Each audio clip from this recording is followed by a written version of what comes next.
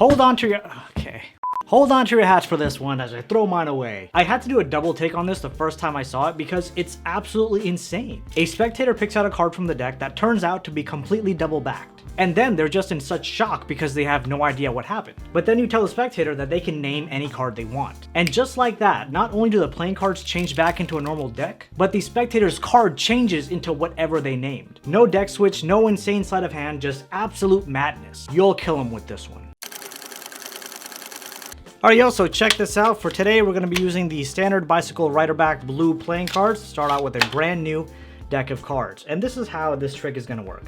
I'm going to go through the cards like this, and you're going to call it stop whenever you'd like, because that's how we're going to get the first card selected. So let's just say you call it stop right around here. Take a look and memorize that card. That's not... What do you mean? Oh. That is kind of weird. This is just like a double backer. This was supposed to be a new deck. Are they all just like this? That's insane. Okay. Not sure. Okay, let's pretend this is a card. What card do you want this to be? And let's go with something like not like super obvious.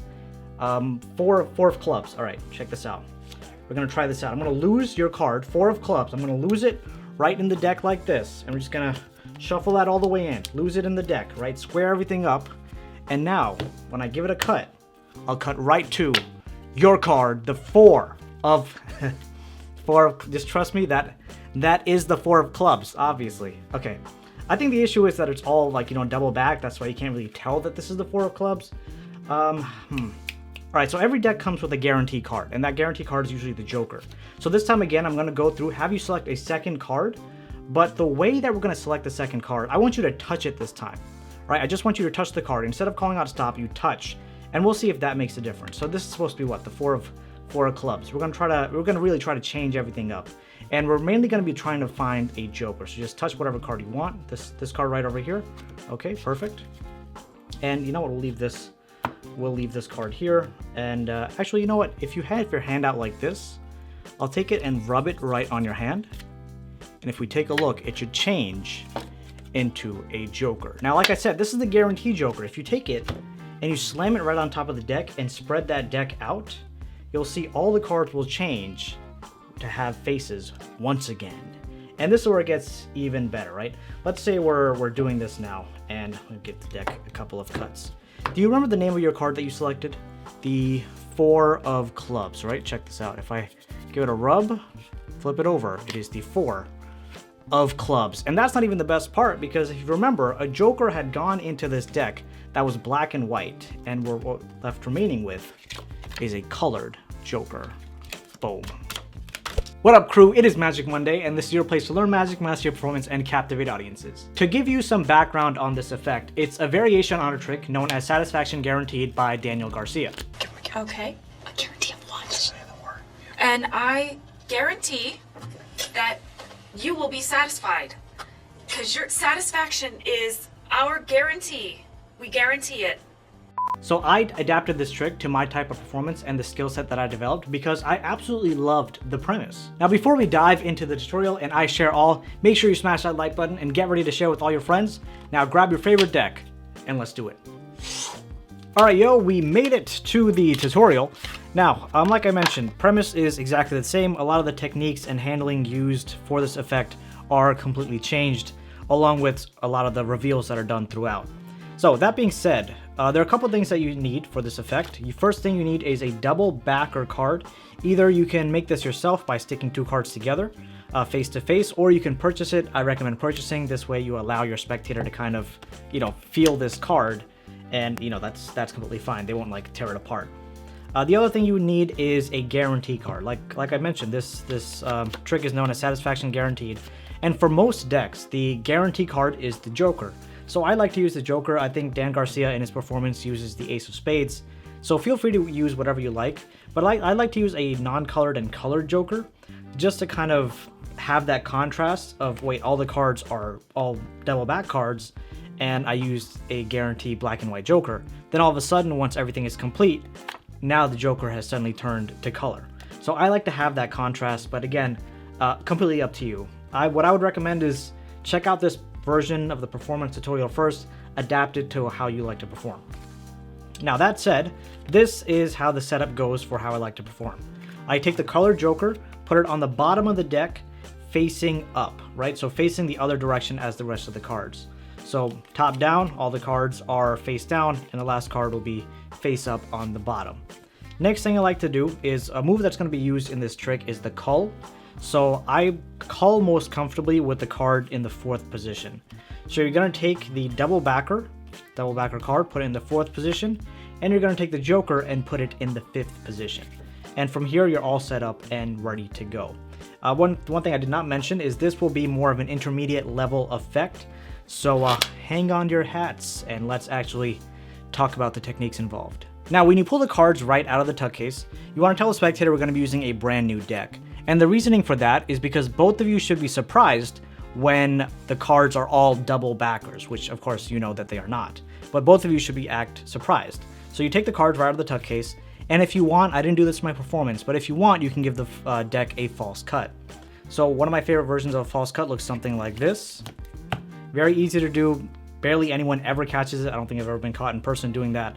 So the way that it works, you hold the deck in a biddle grip in your dominant hand, swing cut over about a third of the cards into your non-dominant hand, catch a pinky break right above this packet, cut half the deck over from your dominant hand here, pinky break. As you can see, this packet in your dominant hand goes right down on the table.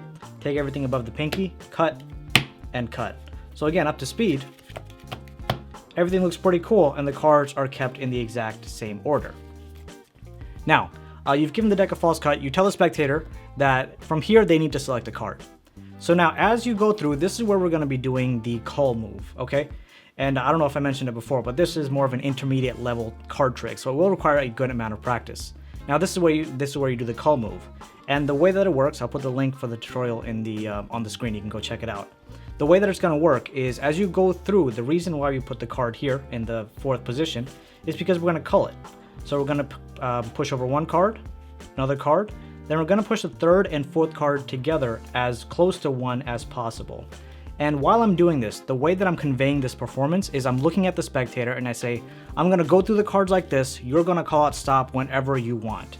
And in this, I'm trying to make eye contact with the spectator, and as soon as I make eye contact, I push over 1, 1, 1, 2, cull that card, and the way the cull works, you're using your middle finger, ring finger to pull this card back underneath these top cards, and all the cards now are going to be being fed right above that culled card here. So whenever they call out stop, let's just say right around here, you're going to take this, square everything up right above this card, and you show the spectator, there's your selected card. At this point, they're going to be like, what just happened? What are you talking about? What card? They're like, what do you mean? You look at the card yourself and you say, oh, that's strange. Make sure to turn your palm down when you remove this card. Otherwise, you'll expose whatever face card this is. And you say, okay, that's strange. Close this up right here. And you say, let's try this. This is weird. This has never happened before. I wonder if this whole deck is like that. So here, you spread out through the cards like this. Make sure not to go all the way to the bottom. You spread out all the cards like this. You're like, oh, that's weird. And now the next move you're going to do is known as a Vato roll, which I learned while watching Daniel Garcia, is you're going to show off the cards like this, and then you're going to move the cards like this, push down with these fingers here to get them like vertically like this, grab these cards, and make a motion going like this. So it's really, this is the small motion here, and this is the bigger motion.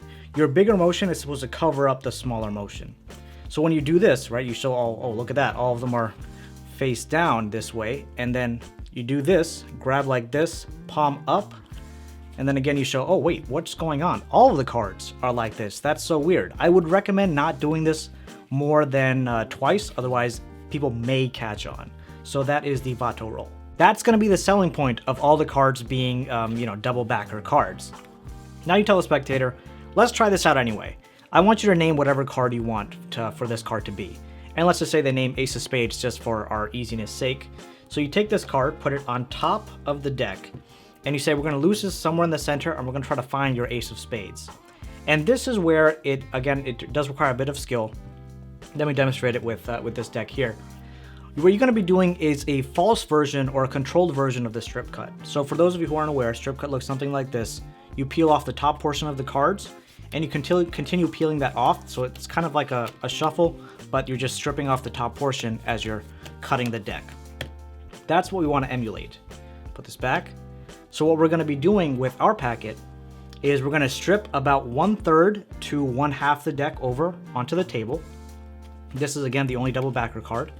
Then instead of stripping the top part, we're going to strip the bottom part, and we're going to make it seem like it's actually the top. So we strip that off, but as you strip, you want to misalign. So you can see that it's misaligned here. This is the original bottom portion. And then with the rest of the strip cuts, you can do it like normal. This is going to look very messy, but once you start to square everything up, all you're going to do is find your misaligned spot here, square everything up, and cut to that position. And then you take this card out saying, there's your card, the ace of spades, which again is actually the double backer. From here you can say, I don't think this is working. Put that double backer over to the side, and then you tell the spectator, okay, let's try this out. We're gonna go through the deck. Every deck comes with a guarantee card. So in this case, the guarantee card is gonna be the Joker. So as I go through, I want you to touch this time. Instead of calling out stop, I want you to touch and see if that makes an impact. So again, as you go through, you tell the spectator again, I'm gonna go through, you touch the card.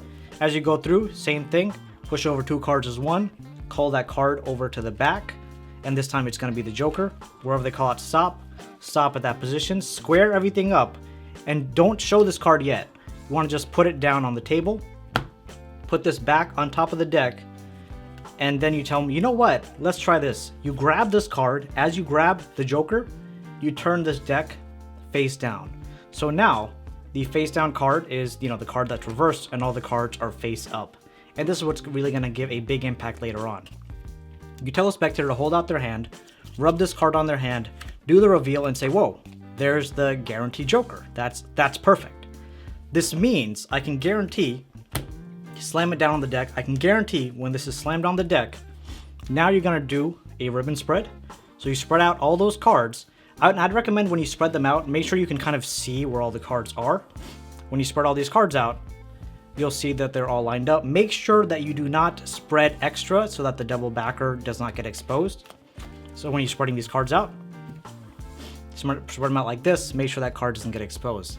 In this, I got extremely lucky. The ace of spades is right on top of the deck, which makes my life easier, but let's say it was somewhere near the center. Now this control will require you a bit of practice.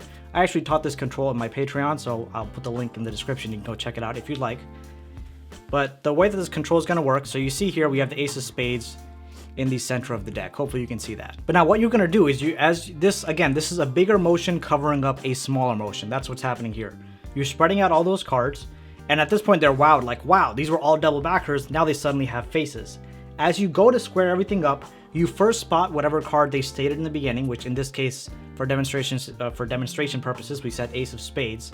As you're squaring everything up, you're gonna take and find the ace of spades. For me, it happened to be right here on somewhere in the center of the deck.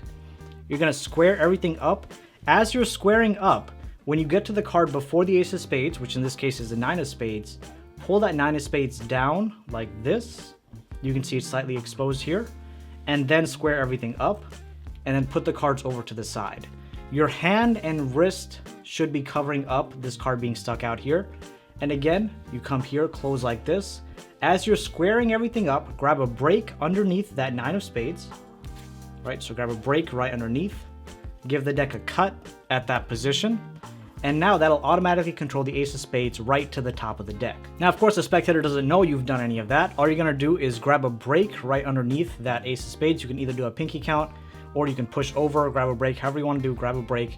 And you can do this while reaching for the spectator's card. So again, bigger motion covering the smaller motion. You grab this card, put it on top of the deck. And if I were you, I'd recommend the spectator having to rub this card, just to rub across the back. And then you flip it over, doing a double lift, showing that the ace of spades was also transformed. And this is where it gets even more fun, because now they think the trick is over.